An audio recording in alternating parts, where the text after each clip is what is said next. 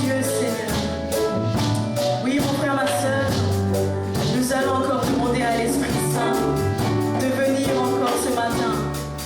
Nous allons encore demander au Saint-Esprit qu'il prenne place dans l'Église. Que le Saint-Esprit prenne place dans ton cœur, dans ta famille. Que le Saint-Esprit te conduise. Que le Saint-Esprit veille sur toi. Oh, que le Saint-Esprit te dirige. Oui, mon frère, ma soeur, tu vas prier. Tu vas demander au Saint-Esprit qu'il descende afin que tu sentes sa présence. Afin que tu sentes que le Saint-Esprit est présent. Que le Saint-Esprit est consolateur. Que le Saint-Esprit est révélateur. Oh oui, ce matin, mon frère, ma soeur, élève ta voix et prions tous ensemble. Oh oui, Saint-Esprit de Dieu, j'ai besoin de toi. J'ai besoin que tu te manifestes. À chaque instant de ma vie, j'ai besoin que Saint-Esprit, tu sois avec moi. J'ai besoin que tu marches à côté de moi, Saint-Esprit.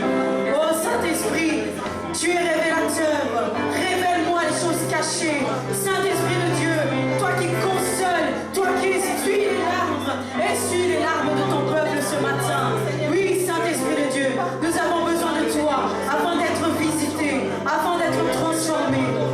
Oui, Saint-Esprit de Dieu, manifeste-toi dans nos vies. Manifeste-toi à cet instant afin que ton peuple ne puisse pas périr. Oh, Saint-Esprit de Dieu, nous avons besoin de toi. Nous avons besoin de toi, Saint-Esprit de Dieu. Parce que par toi, nous sommes convaincus. Par toi, Saint-Esprit de Dieu. Oh, nous sommes libres. Oh, Saint-Esprit de Dieu. Veille sur nous. Veille sur nous. Garde un œil sur nous, Saint-Esprit de Dieu. Oh, Saint-Esprit de Dieu, que ta présence inonde ces lieux. Que ta présence descende. Que ta présence nous touche encore ce matin. Oui, Saint-Esprit de Dieu, manifeste-toi encore une fois. Manifeste-toi encore une fois. Nous avons besoin de toi, Saint-Esprit de Dieu. Oh, Saint-Esprit de Dieu, sans toi, je ne peux pas avancer. Sans toi, je ne peux pas agir. Alors, Saint-Esprit de Dieu, descends sur moi. Descends sur moi. Transforme-moi, Saint-Esprit de Dieu. Agis auprès de moi, Saint-Esprit de Dieu. Oh, merci, Saint-Esprit, parce que je sens que tu es là. Je sens ta présence, Saint-Esprit. Oh, je sens que tu es présent. Merci, Saint-Esprit de Dieu. Merci, Saint-Esprit de Dieu, parce que tu ne me laisses pas, parce que tu marches avec moi, Saint-Esprit de Dieu. Oh, merci. Merci encore, Saint-Esprit de Dieu. Merci encore. Merci encore. Oui, mon frère, ma soeur, ce matin, nous laissons encore l'Église entre les mains de Dieu. Nous laissons encore l'Église entre les mains de Dieu. Oh, nous laissons tous les enfants de cette Église entre les mains de Dieu. Nous laissons encore le corps pastoral entre les mains de Dieu. Oui, élevons nos voix. Oh oui, Seigneur, merci pour l'Église que tu nous as donnée. Seigneur, nous avons besoin que tu sois présent. Nous avons besoin que tu sois présent dans cette Église. Nous avons besoin que tu sois le seul Dieu qui règne dans cette Église. Nous avons besoin de toi, Seigneur, au milieu de nous, au milieu de tes enfants, Seigneur. Oh Seigneur, merci parce que tu nous as fait grâce. Aujourd'hui, nous pouvons te louer dans ces locaux, Seigneur. Mais Seigneur, c'est par ta volonté, c'est par ta force, c'est par ta puissance, c'est par ta grâce. Alors ce matin, je te remercie pour cela. Je prie pour mon Église, parce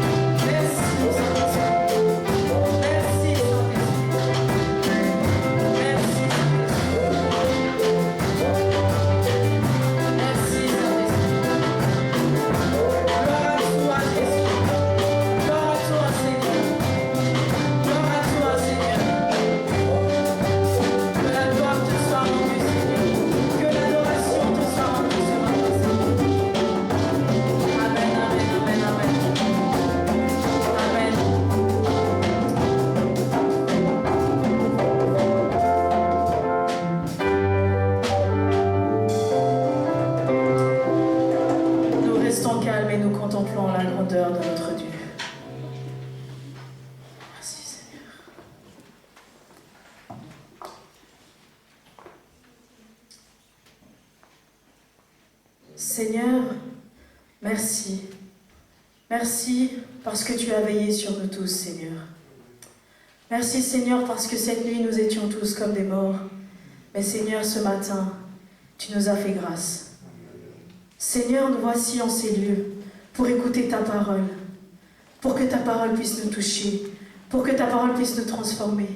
Seigneur, nous nous laissons à toi, Seigneur, et toi, agis en nous. Oui, Seigneur, ce matin, nous voulons être transformés. Nous voulons changer nos vies. Nous voulons être des chrétiens. Nous voulons marcher avec toi, Seigneur. Ce matin, touche-nous. Oui, chacun de nous s'est déplacé ici avec des questions, avec des problèmes. Seigneur, tu connais le cœur de chacun. Touche chaque personne qui s'est déplacée ici pour te rencontrer, Seigneur. Seigneur, nous avons demandé à ton Saint-Esprit de venir. Nous avons demandé à ton Saint-Esprit de venir. Nous avons accueilli le Saint-Esprit. Saint-Esprit, transforme-nous. Agis en nous. Oui, mon frère, ma sœur, ce matin, tu vas partir avec ta victoire. Ce matin, tu vas partir avec ta bénédiction. Ce matin, tu vas partir avec ta réponse. Ce matin, tu vas partir avec ce que tu cherches, car il est le Dieu au-dessus de tout. Il ne te laissera jamais tomber. Il est le Dieu de chaque enfant. Oh oui, ce matin, nous allons être de nouvelles créatures. Je bénis encore la personne qui va nous prêcher ce matin, car je sais que ce message va porter des fruits en nous. Merci encore, Seigneur, parce que ta présence nous fait du bien. Au nom de toi, Seigneur Jésus-Christ, nous avons ainsi prié. Amen. Amen, amen, amen. Amen, amen, amen. Est-ce que vous êtes dans la joie? Est-ce que vous êtes dans la joie? Alors on va danser pour le roi des rois. Amen. Alors on va danser, on va chanter pour le roi des rois. Amen. Nous allons nous lever, nous allons danser pour le roi des rois. Amen. Amen. Ne soyons pas timides, nous sommes dans sa maison. Si tu veux être à genoux, agenouille-toi. Si tu veux sauter, saute pour ton Dieu. Si tu veux marcher, marche pour ton Dieu. Tu es dans sa maison. Amen. Amen. Jésus est mon ami de tous les jours. Jésus est mon ami de tous les jours. Oh, Jésus est mon ami de tous les jours. Jésus est mon ami de tous les jours. Oh, Jésus est mon ami de tous les jours. Jésus est mon ami de tous les jours. Oh, Jésus est mon ami de tous les jours. Jésus est mon ami.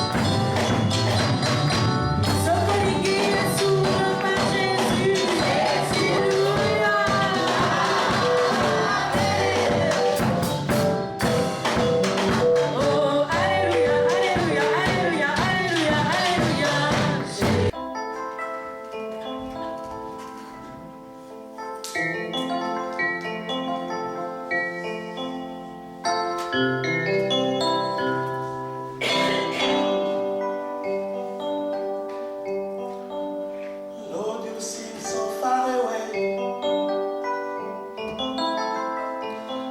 A million miles, oh Lord, it feels today.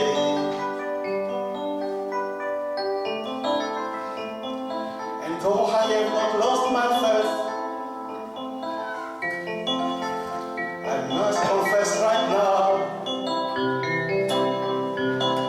that's hard for me to pray.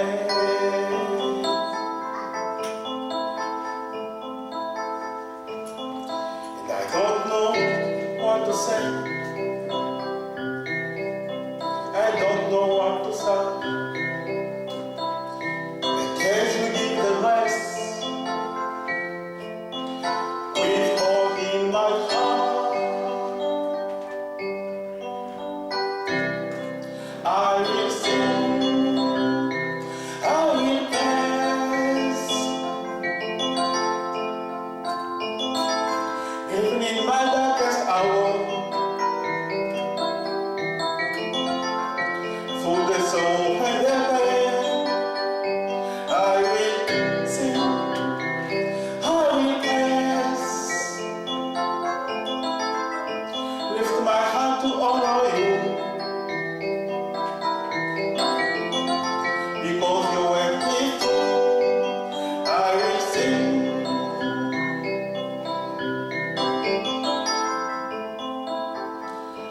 Lord, it is hard for me to see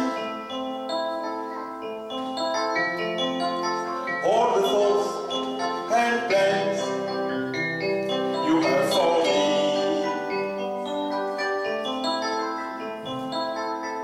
But I will put my trust in you, knowing that you're there to set me free. Thank you, Lord.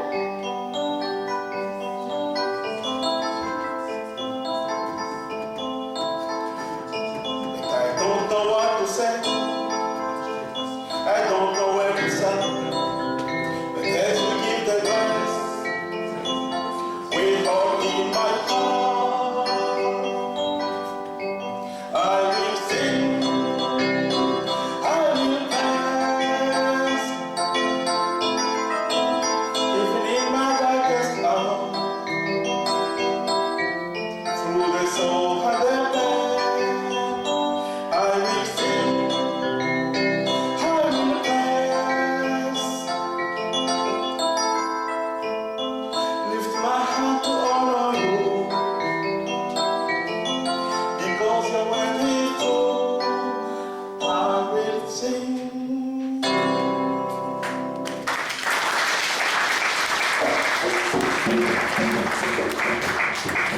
Gloire à Dieu. Est-ce que quelqu'un d'autre veut témoigner ou chanter pour son Dieu?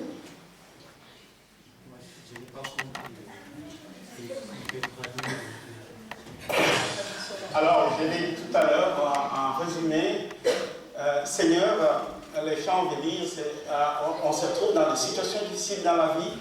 On dit, Seigneur, tout semblait être très loin de moi. Je n'avais plus d'espoir. Je ne savais plus que je pouvais m'en sortir. Lorsqu'il y a eu des moments difficiles, il y a des moments que je ne savais même pas prier. Mais aujourd'hui, je compte sur ta grâce. Parce que tu m'as fait grâce, Seigneur. Alors, je vais exploser, je vais chanter, je vais t'élouer. Parce que malgré la peine, malgré la souffrance, je sais que tu es là et que ta parole dit toujours la vérité. Alors je chanterai toujours pour toi. Amen. Alléluia. On va prier. Père, nous te disons un grand merci. Merci pour ces cantiques et témoignages, Seigneur des armées. Seigneur, nous savons que c'est toi, Père, qui c'est Oui, Seigneur, merci Seigneur. Oh, nous te disons merci Seigneur. Merci Seigneur. Oh, pour tous tes bienfaits dans nos vies. Merci Seigneur. Oh, nous te disons merci Seigneur. Merci Seigneur. Oh, nous te chantons merci Seigneur.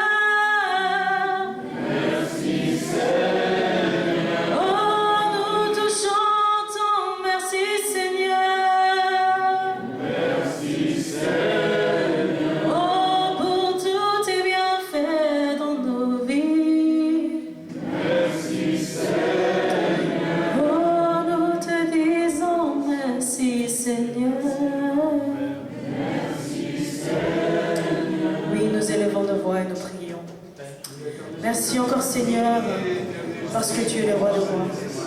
Merci encore Seigneur, parce que tu as permis que je puisse encore venir jusqu'au ciel, Seigneur. Je laisse encore, Seigneur éternel Dieu, que tu puisses me parler encore ce matin. Que Seigneur, ta parole ne sorte pas de mon ventre, mais qu'elle puisse porter ses fruits en nous, Seigneur. Merci Seigneur pour la personne que tu as choisie pour cette parole. Je sais que Seigneur, tu es le Dieu qui fait la connexion. Alors Seigneur, parle-nous encore ce matin. Change-nous ce matin. Transforme-nous ce matin, Seigneur. Nous avons besoin de vivre selon tes Écritures, Seigneur. Avec tes Écritures, nous sommes sauvés. Avec tes Écritures, et en marchant avec tes Écritures, Seigneur, nous avons la certitude d'atteindre la vie éternelle. Oui, Père, bénis-nous. Bénis nos familles. Bénis tout un chacun qui s'est déplacé ici pour écouter cette parole, pour mettre cette parole en pratique. Merci Seigneur, que ton esprit nous conduise, que ton Saint-Esprit inonde ces lieux, afin que nous puissions comprendre cette parole, afin que nous puissions méditer à cette parole, Seigneur. Merci parce que tu es le roi des rois. C'est en ton nom, Seigneur Jésus-Christ, que nous t'avons ainsi prié. Amen. J'invite le pasteur Kabongo pour la parole. Amen, amen.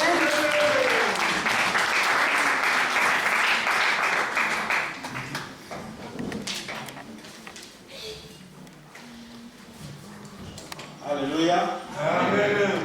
Alléluia. Amen. C'est une joie qu'on puisse avoir la faveur de notre Seigneur pour nous retrouver encore ce matin et partager la parole que lui-même nous a accordée. Amen. Alors, malheureusement, on ne peut pas voir le titre d'aujourd'hui. Le thème, c'est le pardon, que nous pouvons découvrir au travers des textes que le Seigneur nous donne, aussi dans Actes des Apôtres 13, versets 38 jusqu'à 40, nous lisons dans la version du Seigneur. Sachez-le donc, mes frères, c'est grâce à lui que le pardon des péchés vous est annoncé. C'est par lui que tout homme croit. Qui croit est acquitté de toutes les fautes dont vous ne pouviez pas être acquitté par la loi de Moïse. Veillez donc à ce qu'il n'arrive pas ce qu'ont dit les prophètes. Actes 13, 38 à 40. Veillez donc à ce qui n'arrive pas. C'est qu'ont dit les prophètes. Voilà ce que le Seigneur nous annonce ce matin. Je vous prie de vous asseoir pour ceux qui sont levés. Vous savez, juste après Pâques, et aussi à une partie avant Pâques, il y a un moment qu'on appelle en Israël Yom Kippour. En français, grand pardon.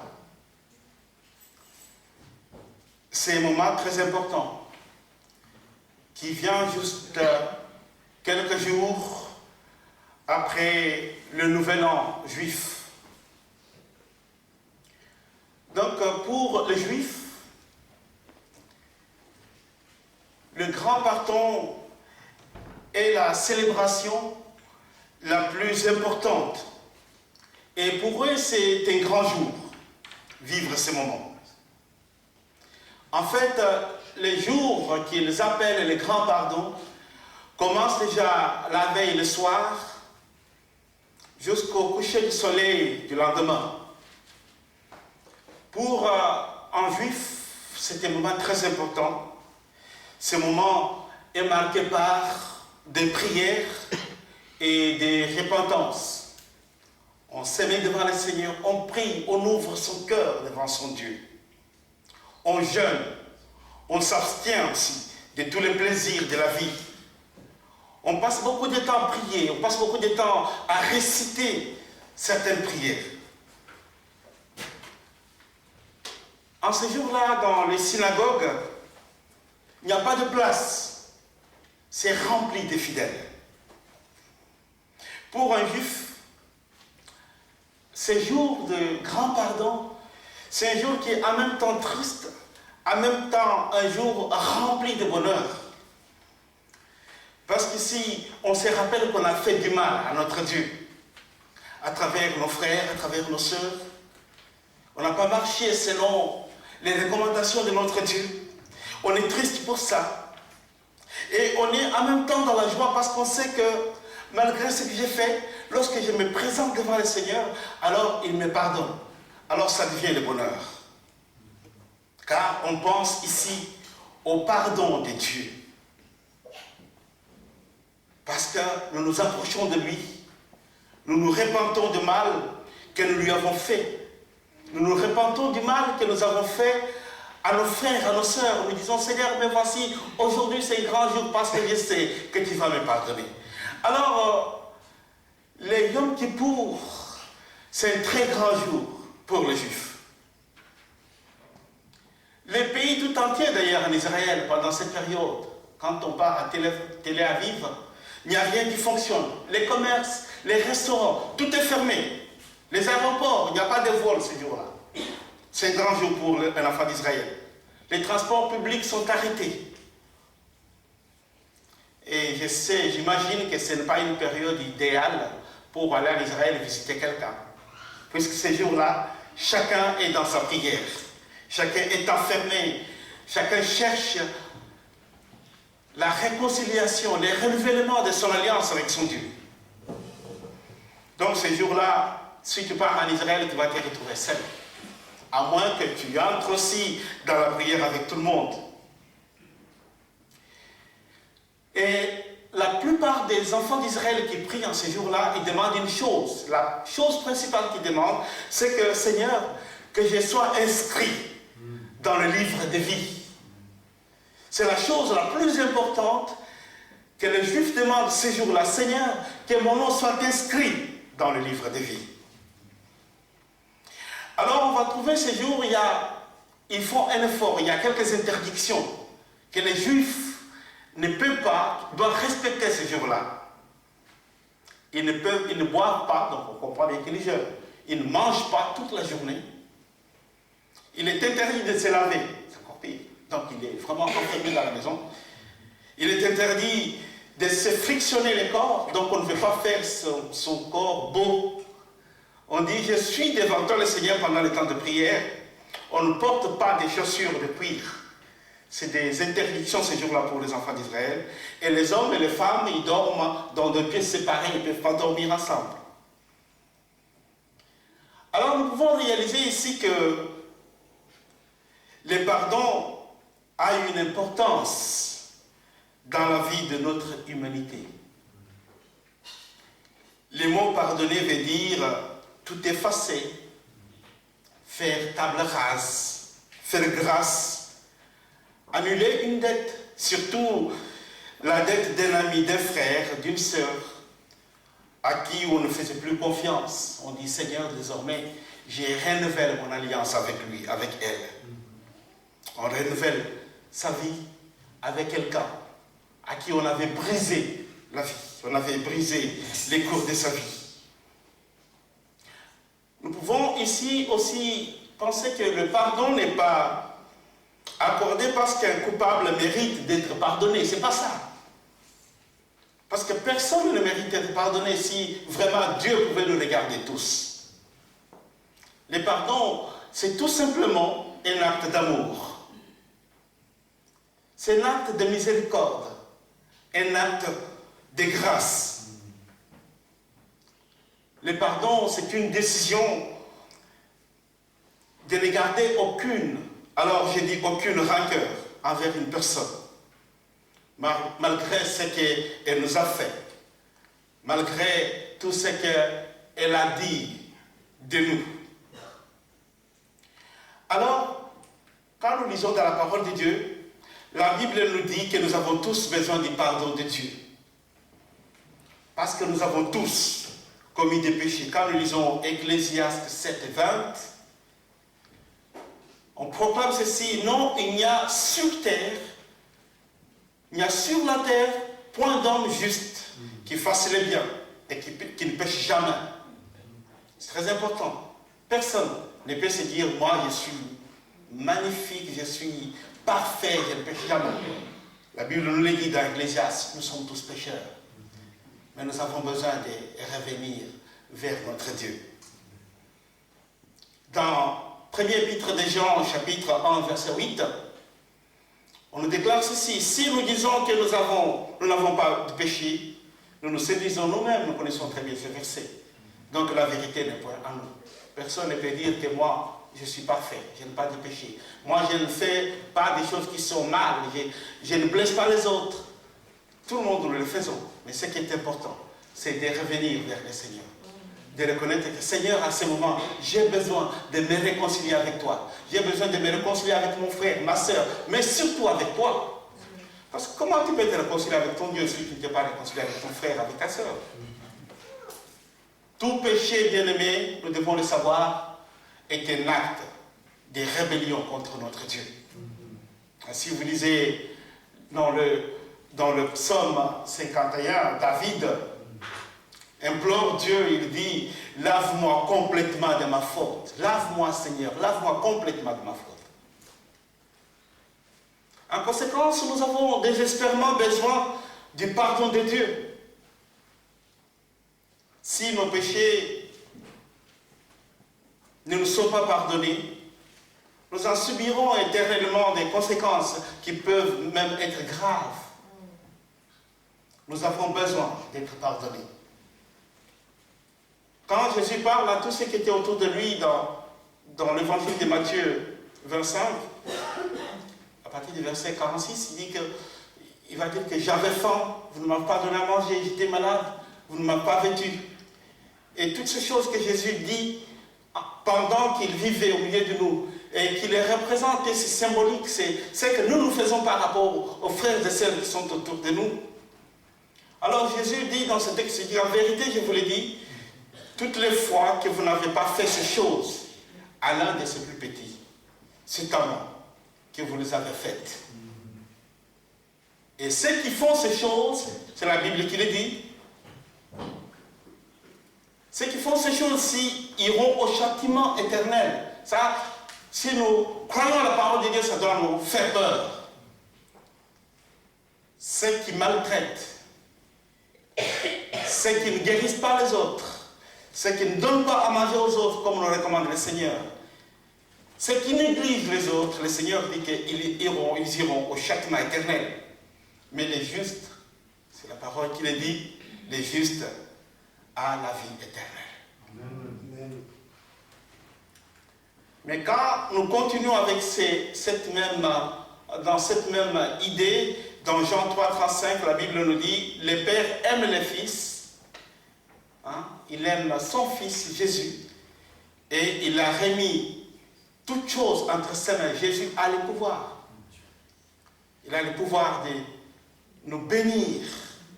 Il a le pouvoir de nous pardonner. Il a le pouvoir de nous rapprocher vers le Père. Mais pour cela, nous devons avoir confiance en lui. Celui qui croit au Fils a la vie éternelle, dit la parole de Dieu. Celui qui croit au Fils a la vie éternelle, et celui qui ne croit pas ne verra point la vie. Mais la colère de Dieu demeure sur lui. Est-ce que je ne sais pas si tu aimerais que tu aies la colère de Dieu en toi? Bien, mais ces choses, ça ne tient que d'un fil. Tu crois la parole de Dieu ou tu ne crois pas? Parce qu'il y a des fidèles qui viennent à l'église, ils croient que c'est une habitude. On a l'habitude de se retrouver à l'église. Chaque dimanche, chaque mercredi, chaque vendredi, n'importe quel jour de la semaine.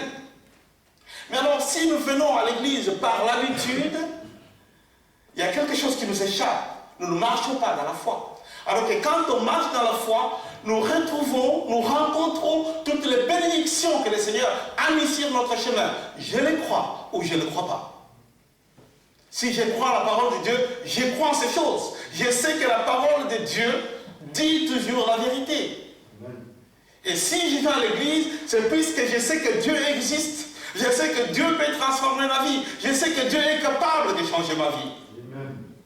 Et si je crois en ces choses, je dois commencer à marcher autrement. Je dois commencer à comprendre la profondeur de la parole de Dieu et comprendre l'importance de cette parole. Parce que si on ne marche pas en respectant la parole de Dieu, la Bible dit que la colère de Dieu demeure sur nous. Comment obtenir le pardon de Dieu? Comment obtenir ce pardon? Il est tellement important pour nous. Et heureusement pour nous, notre Dieu est un Dieu d'amour, un Dieu rempli de miséricorde. C'est un Dieu qui est prêt à pardonner nos péchés, quel que soit ce que nous avons fait. Et la Bible nous dit dans 2 Pierre 3, au verset 9, il use, il emploie, il prend, il use de patience envers nous. Dieu use la patience envers nous, ne voulant pas qu'aucun périsse, mais voulant que tous arrivent à la repentance. Vous voyez, il y a 3 mots importants dans ce texte de 2 Pierre 3, 9. La patience. Il y a aussi le salut, parce que Dieu ne veut pas qu'aucun périsse, donc que chacun puisse être sauvé et que tous arrivent à la repentance. Donc, Dieu est patient. Si Dieu est patient, étant donné que nous sommes créés à l'image de Dieu, donc parallèlement, Dieu veut que nous soyons aussi patients. Dieu est patient, et pour avoir le salut, pour que aucun d'entre nous ne périsse pas, Dieu veut que nous ayons la repentance, que nous nous repentions. Est-ce que vous me suivez? Il y a 3 choses importantes. Il y a la patience de Dieu pour chacun de nous. Dieu nous recommande la repentance, c'est-à-dire venir devant le Seigneur et dire: Seigneur, peut-être j'ai agi dans la folie de ma grandeur, peut-être j'ai fait des choses dans la colère, mais aujourd'hui je reviens vers toi parce que je sais que tu es mon Dieu. Si toi tu m'as pardonné, mais pourquoi moi je ne peux pas le faire? Dieu use la patience pour chacun de nous. Je m'imagine si Dieu pouvait me traiter dans sa colère, personne ne subsisterait.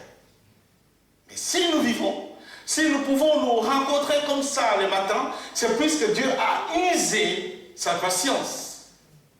Il nous donne le temps pour que nous revenions vers lui. La Bible nous dit qu'il ne rejette personne. Et la Bible nous dit que Dieu n'est pas le fils de l'homme pour mentir. Amen. Amen. Il nous donne le temps pour que nous revenions, que nous réalisons notre péché, que nous réalisions que nous nous étions éloignés de lui. Bien aimé, ça ne tient que d'un petit bout de fil. Je crois ou je ne crois pas. Puisque si tu écoutes la parole de Dieu et que tu n'arrives pas à la mettre en pratique, il y a quelque chose qui ne va pas. Dieu nous accepte tel que nous sommes. La Bible nous enseigne que la seule peine juste, la seule sanction juste et équitable pour nous, pour nos péchés, c'est quoi? Nous le savons tous, c'est la mort. C'est la mort. Alors, il ne veut pas qu'aucun de nous puisse périr. Il veut que nous marchions selon la compréhension. Alors, cette parole nous invite tous à revenir vers le Seigneur et comprendre que c'est dans sa bonté qu'il ne veut pas qu'aucun de nous périsse, mais que nous puissions tous avoir la vie éternelle. Amen. Parce que, comme la Bible nous dit que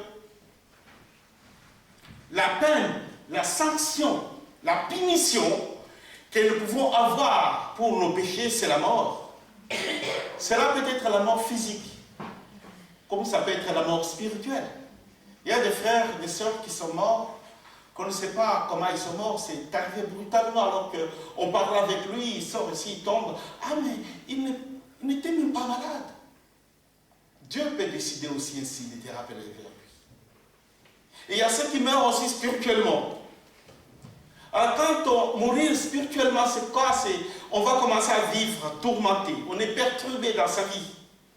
On devient amer dans sa propre vie.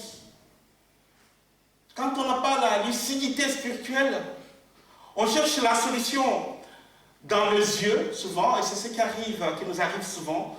Quand on n'a pas la lucidité spirituelle, on commence à chercher la solution dans tout ce que nous considérons comme nos ennemis. Chaque fois qu'il dit quelque chose, c'est à moi qu'il dit. Chaque fois qu'il parle quelque chose, c'est moi qui le critique. Alors nous cherchons la solution dans les yeux de tout ce que nous considérons comme ennemis. Et d'autres vont chercher la solution chez l'exorciste. Vous savez, les exorcistes, aujourd'hui, on parle beaucoup des sorciers chez nous, Africains. C'est ton grand-père, c'est ta tante, et tu crois ça, tu deviens faible puisque tu vas te fixer sur cette personne, alors que peut-être il n'a rien fait. Vous voyez que nous donnons le pouvoir à des personnes qui peut-être il était tranquille dans son coin. Les sorciers étaient tranquilles, mais toi tu vas les réveiller. Peut-être ils ne s'occupaient même pas de toi, mais tu vas avoir un exorciste, un prophète, entre guillemets, qui va te dire, mais tu sais, si tu es dans cette situation, c'est puisqu'il y a certainement ton oncle qui est derrière tout ça. Et tu vas t'approcher à ces paroles et tu vas t'éloigner de la prière. Tu vas t'éloigner de ton Seigneur. La peur, bien aimé, la peur d'une manière générale, ouvre toujours une mauvaise porte. La peur nous amène à la mort si nous n'avons pas la maturité spirituelle. Mais la Bible, nous venons de l'entendre, la Bible nous a dit ici que c'est lui qui a le Fils a la vie éternelle. Quand on a le Fils, on a la vie éternelle. Romains 6, 25 nous dit ceci. Le salaire du péché, c'est la mort. Nous l'avons bien entendu. La mort éternelle est la conséquence que nous méritons pour nos péchés. Mais Dieu, dans son plan parfait, il ne veut pas que nous mourions, il veut que nous vivions. Dans son plan parfait, il veut que l'homme se relève. C'est ainsi que Jésus est mort sur la croix, en prenant sur lui la condamnation que nous avons vraiment méritée. Il a tout pris sur lui pour que nous puissions être sauvés. Mais j'aime bien ce texte des premiers livres des Corinthiens, le deuxième livre des Corinthiens, chapitre 5, verset 21.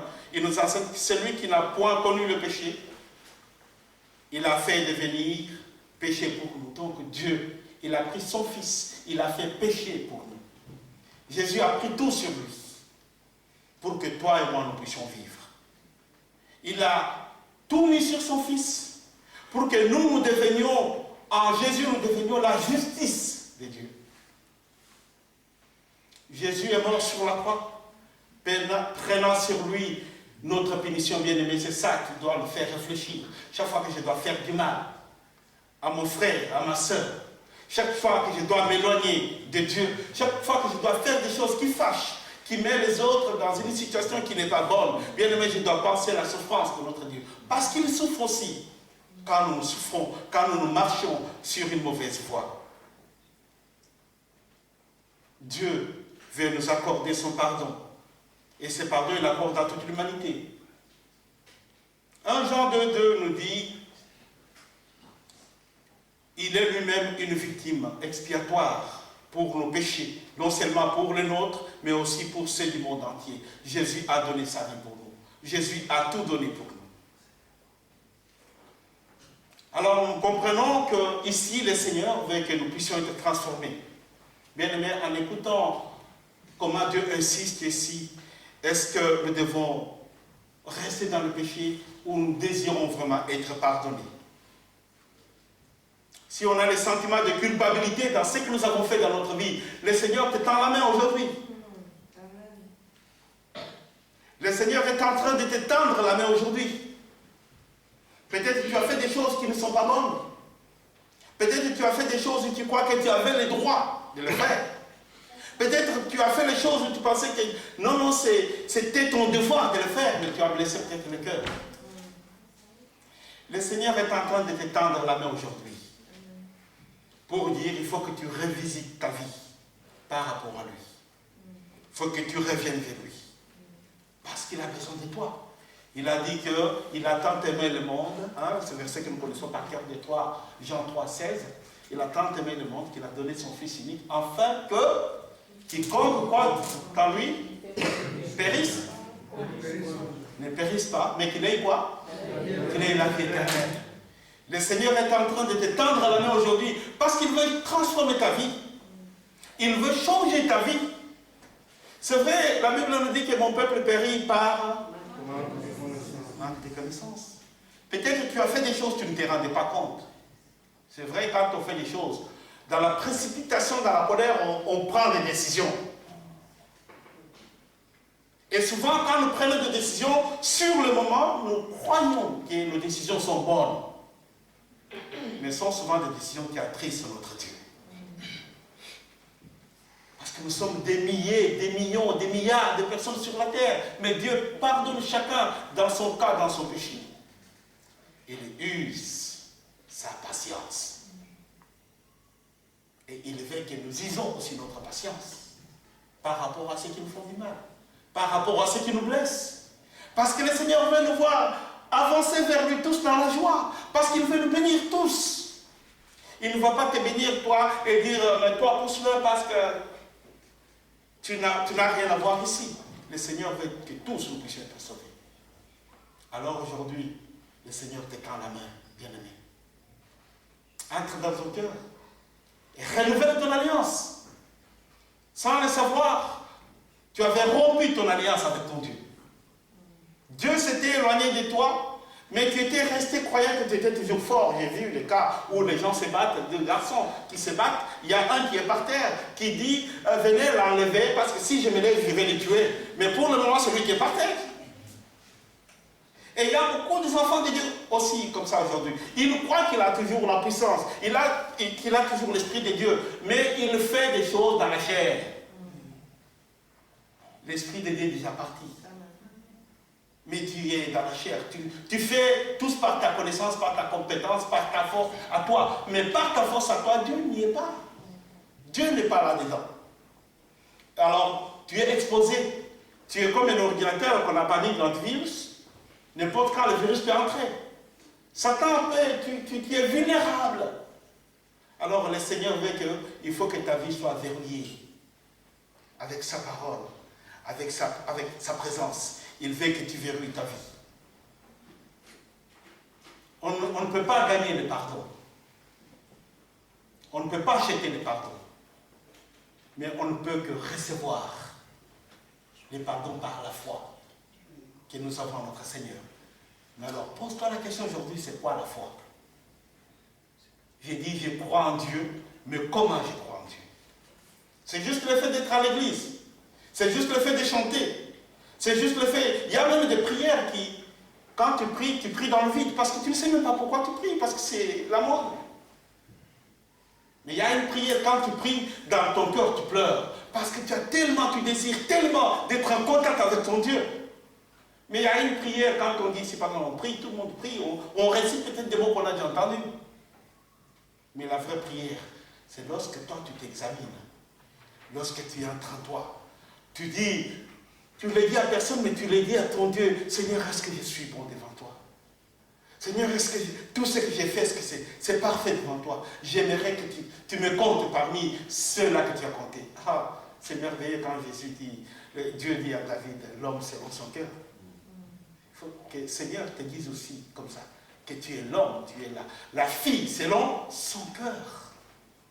Et ça, c'est ton secret entre toi et ton Dieu. Vis dans ce secret-là, bien-aimé, et tu seras béni. Et il y a beaucoup de choses qui vont changer dans ta vie. Alors le Seigneur t'étend la main aujourd'hui. En sortant de ces lieux, pars avec cette réflexion. Revois ta vie. Revois tout ce que tu as dit. Revois tout ce que tu as fait aux autres. Et revois comment tu as vécu avec les autres. Amen. Et dis-toi que si ce que moi j'ai fait, même si ça semble être bon, si on me le faisait à moi, comment j'agirais? C'est pourquoi Jésus dit, aime ton prochain comme tu t'aimes toi-même. Ça veut dire que ce que j'ai dit à l'autre, il arrive des fois, je dis que j'ai raison, mais je m'imagine, on change juste de place. Ce que j'ai cru que j'avais bien dit, je ne le supporterai pas, moi. Alors le Seigneur t'étend la main aujourd'hui. Amen. Amen. Alors nous allons prier ensemble. Incline la tête. Je vais peut-être dire une phrase que vous allez répéter aussi après moi. Seigneur Dieu, je sais que j'ai péché contre toi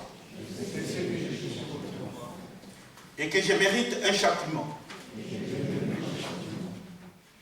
Mais Jésus-Christ a pris la punition que je mérite, afin que la foi en lui, par la foi que j'ai en lui, je puisse être pardonné. Je décide de me détourner du péché. Je mets ma confiance en toi pour mon salut. Merci Seigneur pour ta grâce merveilleuse. Merci pour les pardons que tu m'accordes. Au nom de Jésus, j'ai ainsi prié. Amen.